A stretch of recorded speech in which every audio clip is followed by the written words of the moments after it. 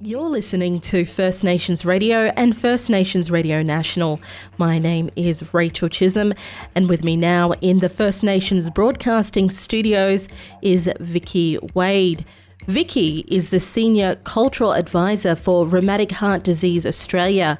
And today, Vicki and I will be talking about acute rheumatic fever and rheumatic heart disease, as well as Vicki's program, Champions4Change.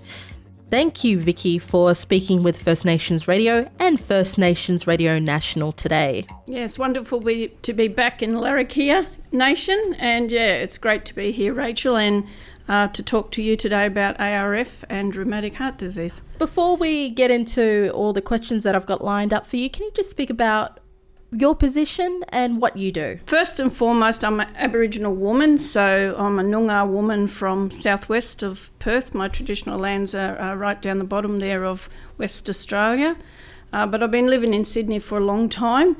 Got a nursing background, so I got a health background, took a real interest in heart, became a heart specialist, so a nurse heart specialist, and then I could hear my mum always in the background saying, now Vicki, you've got to look after the mob now, you've got to look after your family, and meaning, you know, the broader family across Australia.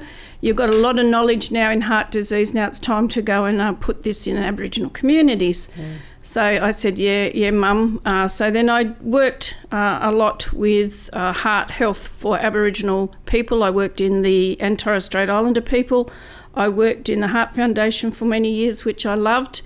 And at the moment I'm working for Rheumatic Heart Disease Australia, which is just up here in Menzies. And I'm the Senior Cultural Advisor. So with all the background knowledge of heart health and coming from a very strong Aboriginal community, it's a perfect combination to be able to give some advice around some cultural issues that impact the health of First Nations peoples.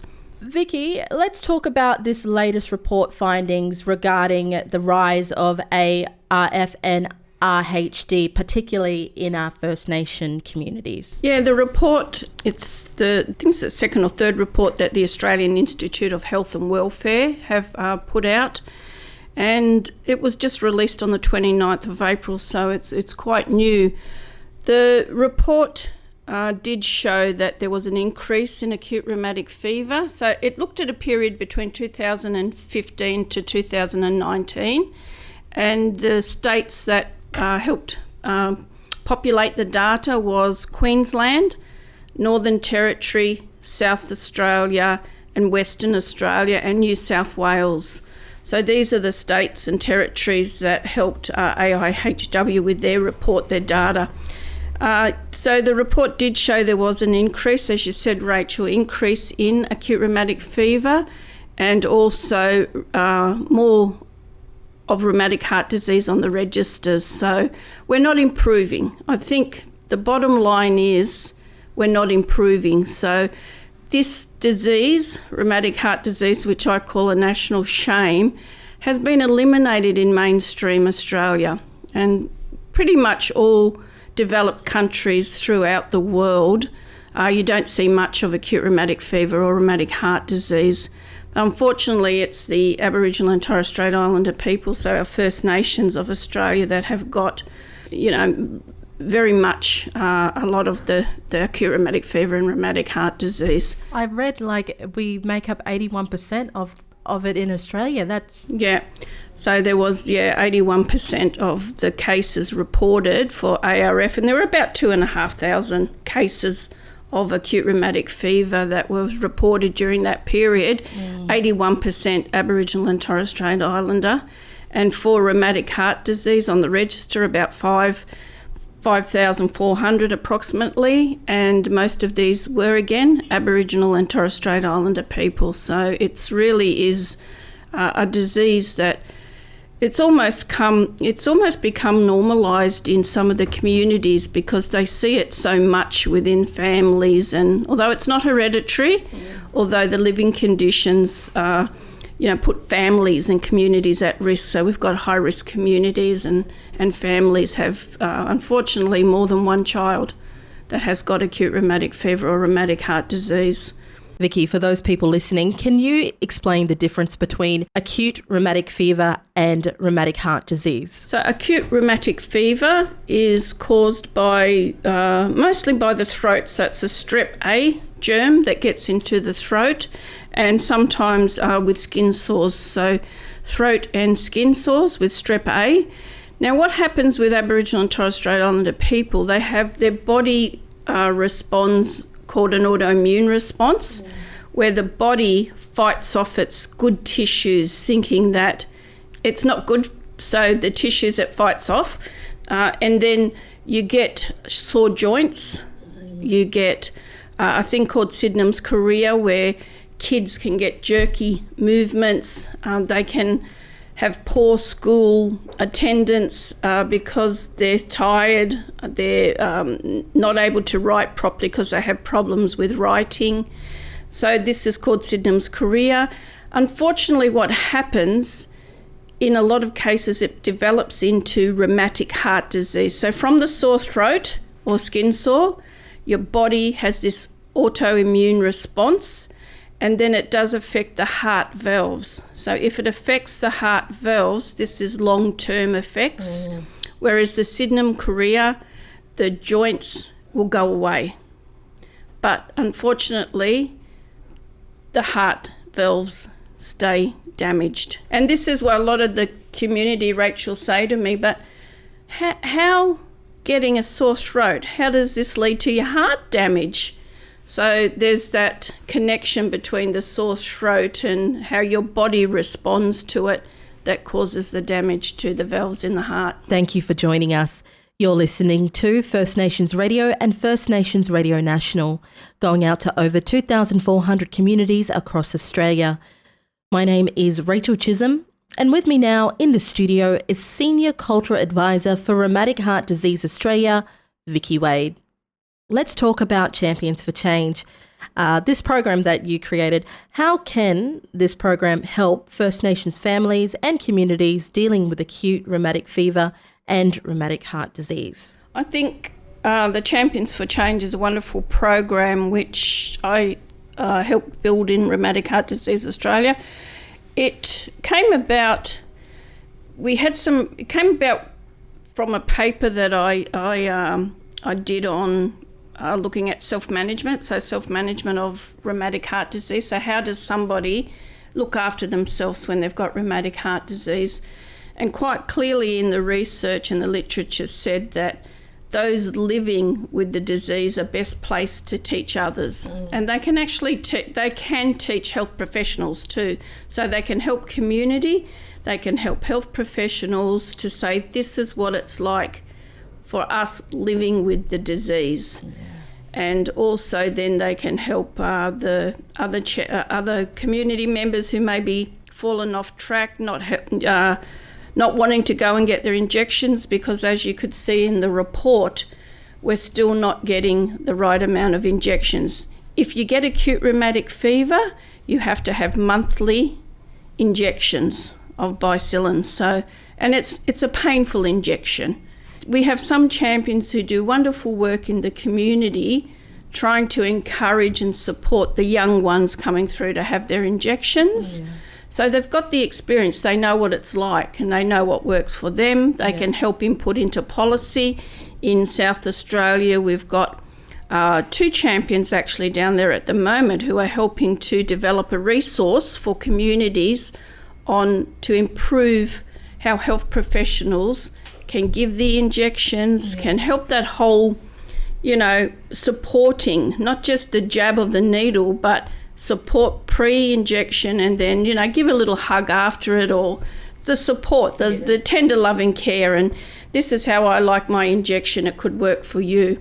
Yeah, we've got a lot of other champions that are doing work with helping us develop some resources through, their lived experience. And some of them also work in the communities. They don't have acute rheumatic fever or rheumatic heart disease, but they're the Aboriginal health practitioners who work in some of our remote areas who look after, the mob out there with acute rheumatic fever, rheumatic heart disease. And I think that's important because they're there, they're first line, they're right there at, where help is needed, and they know the community better than anyone else. So those champions then know what resources are in the community, know what support the community can give to help combat acute rheumatic fever or rheumatic heart disease. So I think communities are best placed to know what will work for them. Yeah. Is the injections for life? No, the injections that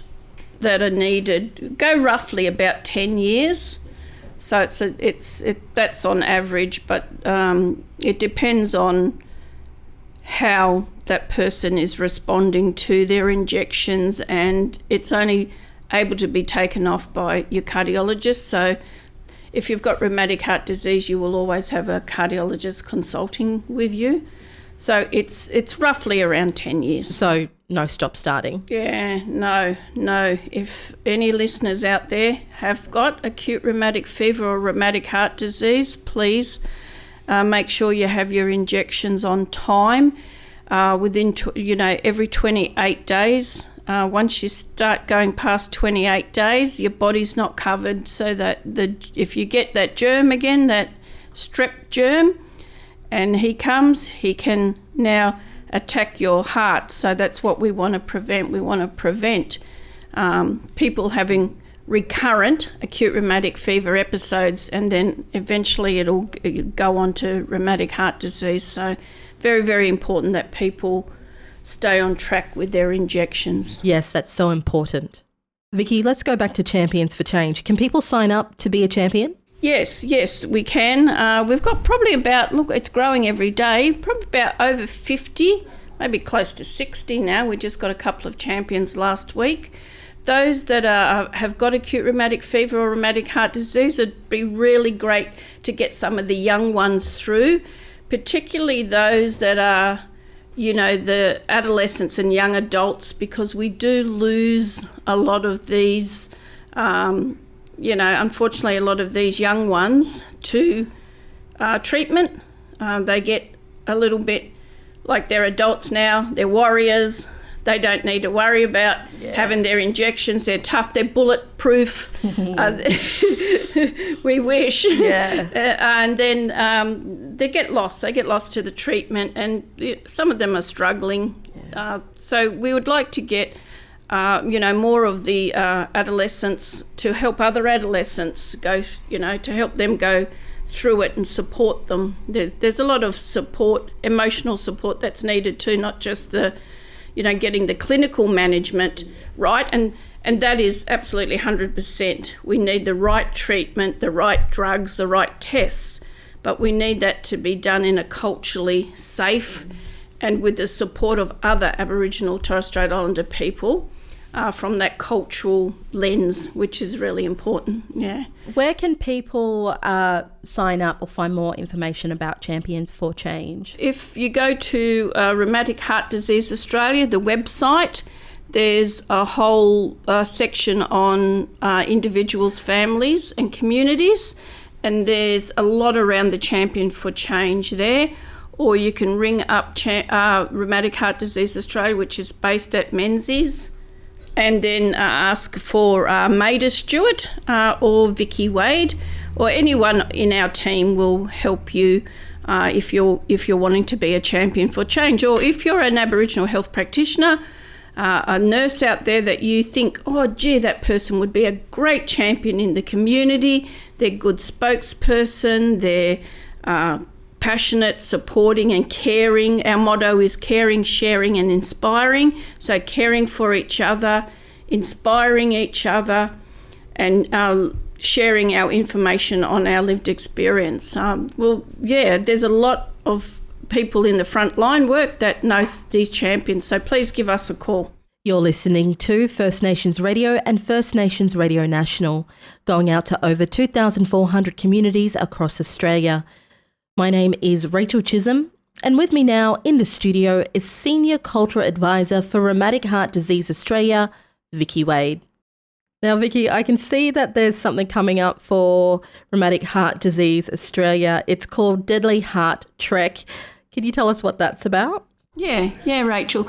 The Deadly Heart Trek is a trek that will start on around about the 22nd of July, starting off in Cairns, going up to the Torres, coming back through communities, Mosman and other communities. So it's a 6 to 8 week trek across Queensland, South Australia, West Australia, we're going to Broome, and then Northern Territory. So we're going to go out in some of the remote communities. We're going to be doing some screening for acute rheumatic fever, rheumatic heart disease, and also some education to the community. But really, it's a dedicated paediatric cardiologists who are taking their own time. So they're using their own leave to go and do this trek. So they're so dedicated.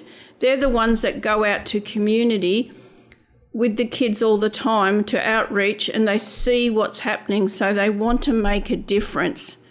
So I think it's, hats off to them that they're a dedicated team of paediatricians, cardiologists, paediatric cardiologists, some nursing staff, some Aboriginal health practitioners. Some of my Champions4Change will be encouraged to go along and help out in the communities that they're going to. And I think it'll be fantastic to raise awareness of acute rheumatic fever, rheumatic heart disease in the communities, for the communities to be able to tell us then, through the Deadly Heart Trek, what they want to do in their communities. Yeah, and what they want. And what they want. I think that's really, really important. But yeah, it's a 6 to 8 week trek. So some of the communities that we have planned are the ones that already have a relationship with the cardiologists and the paediatricians, the paediatric cardiologists, because they're already going out there for outreach. Yeah. So it's often you just go out to the community, you'll do your doctor business and then you'll leave. But this time it'll be able to spend time in community, talking with the elders, to talking with community groups on really what they want. At that same time, we'll be able to do some education. Is there like a hashtag or something for people to follow this trek? Or it will be coming. It'll be hashtag Deadly Heart Trek. So watch this space. Before we conclude the interview, Vicki, is there anything else you would like the audience to know? Like when you talk about Champions4Change, it is a lot of doom and gloom. It's really easy for you to get really depressed and saddened. And it is sad, because if you have a look at the statistics that was in the report that was released, I think we had about 399 deaths. And this mainly Aboriginal and Torres Strait Islander people. And that's our mums, that's our dads, that's our brothers, that's our sisters, our aunties, our uncles that are gone. And it's the age of about 52 when they die. Too young, far, far too young. So it is sad. It's really sad. And our young ones are still getting diagnosed with acute rheumatic fever and have to have injections. And, I think out of that report, about 275 went off and had heart surgery out of those ones that reported with rheumatic heart disease. But, there is hope. There's some really, really fantastic work being done and led by communities. Manangreeta's done some fantastic work. They've worked with the school kids.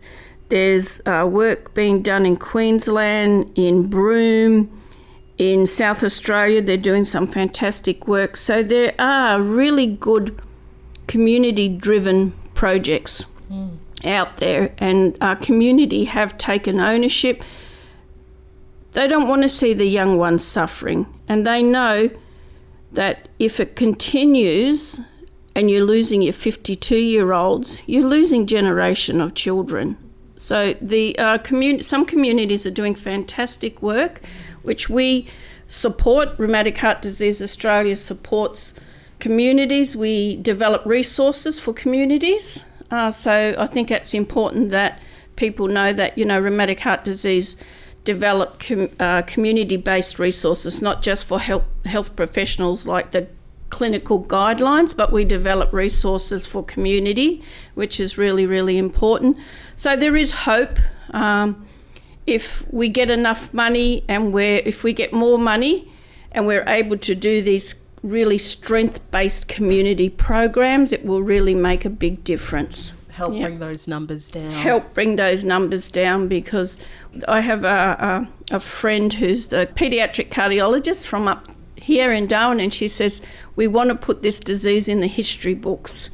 So we just have to, and it'll be great for my grandchildren to see this in their generation. We do have strategies like the End Rheumatic Heart Disease strategy that has got 5 really good key areas. If government are committed to this, we can actually end rheumatic heart disease by 2031. But it's going to take a lot of effort, a lot of people joining up, partnering, and make sure that the money goes to where it's needed in the communities. Yeah. Well, thank you, Vicki, for taking the time out of your schedule to speak with me and to all the listeners of First Nations Radio and First Nations Radio National. Thank you so much. Yeah, thank you, Rachel. You're listening to First Nations Radio as well as First Nations Radio National, going out to 2,400 communities across Australia. My name is Rachel Chisholm, and I just spoke with Vicki Wade, who is the Senior Cultural Advisor for Rheumatic Heart Disease Australia. Vicki spoke about rheumatic heart disease as well as acute rheumatic fever, as well as her program Champions4Change. Now, if you would like any more information about what we covered here today, please visit Rheumatic Heart Disease Australia's website, as well as give Rheumatic Heart Disease Australia a call. Their office is here in Darwin at Menzies. Their number is 8946 8654. That number again, 8946 8654. Thank you for joining me, and please keep listening to all the great music here on First Nations Radio and First Nations Radio National.